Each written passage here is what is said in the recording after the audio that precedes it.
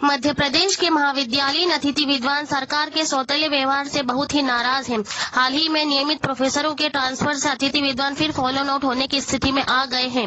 2019 में सरकार जब विपक्ष में थी तब तत्कालीन कांग्रेस सरकार द्वारा अतिथि विद्वानों को बाहर किए जाने पर बीजेपी के नेता प्रतिपक्ष आदरणीय गोपाल भार्गव जी, आदरणीय वर्तमान मुख्यमंत्री शिवराज सिंह चौहान जी, आदरणीय नरोत्तम मिश्रा जी, माननीय प्रदीप पटेल जी, इन सभी ने अतिथि विद्वानों के हक की लड़ाई में उनका पूरा समर्थन किया था। उनके अधिकार दिलाने की बात कही थी। यहाँ तक कि तत्कालीन कांग्रेस सरकार में विधानसभा से बीजेपी ने वॉकआउट भी कर लिया था। लेकिन आज जब बीजेपी की ही सरकार है तो इनमें से कोई भी नेतागण अतिथि विद्वानों की नौकरी को सुरक्षित करने के लिए कोई कदम क्यों नहीं उठा रहे हैं। माननीय गोपाल भार्गव जी ने तो यह भी कहा था कि भूख किसी पार्टी की नहीं होती, पेट किसी पार्टी का नहीं होता। अतिथि विद्वानों की यह न्याय और हक की लड़ाई है और हम इसमें उनका साथ देंगे। तो अब यह वादा खिलाफी क्यों? लेकिन अब फिर अतिथि विद्वानों के पुनः बाहर होने से यह प्रतीत हो रहा है कि अतिथि विद्वान महज राजनीति की भेंट चढ़ है कि नेता प्रतिपक्ष गोपाल भार्गव मुलाकात करने के लिए पहुंचे हैं। तमाम वर्ग ऐसे हैं, दर्जनों भी चर्चा करना चाहूं तो करूंगा। आज मैं कहना चाहता हूं, आप अकेले नहीं, आपके साथ 108 विधायकों की ताकत है जो भारतीय जनता पार्टी के विधायक हैं। हम संघर्ष करेंगे आपके लिए। और विधानसभा का बहुत छोटा सत्र है, 4-5 दिन का।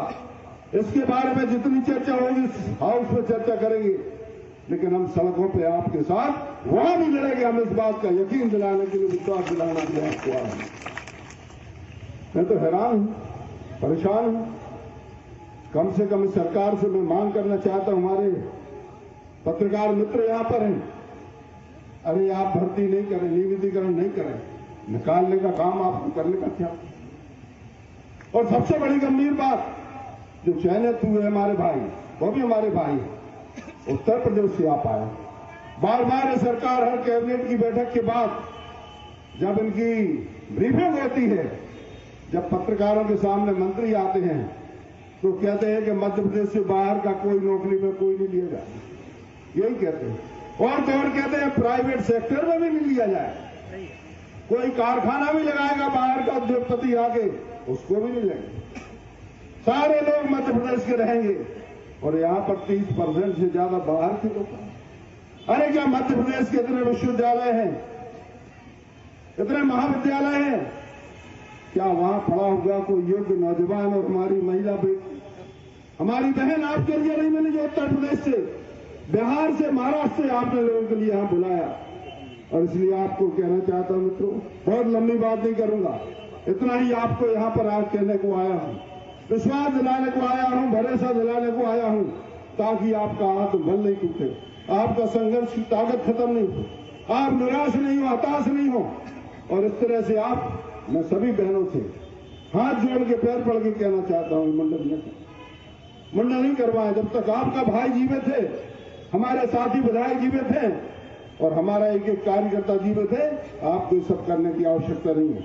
हम आपको न्याय दिला के रहेंगे, जैसे भी होगा, सदन के अंदर भी सदन के बाहर भी हम न्याय दिला के रहेंगे।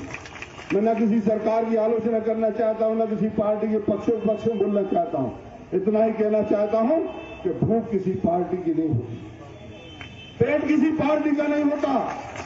और इसलिए कहना चाहता हूं, हम लड़ेंगे तो भूख के लिए लड़ेंगे, रोजगार के लिए लड़ेंगे, ना कि अपने हितों के लिए लड़ेंगे। अरे हमारे जब चुनाव के वक्त आएंगे उस समय हम देख लेंगे, अभी वक्त है चुनाव के लिए।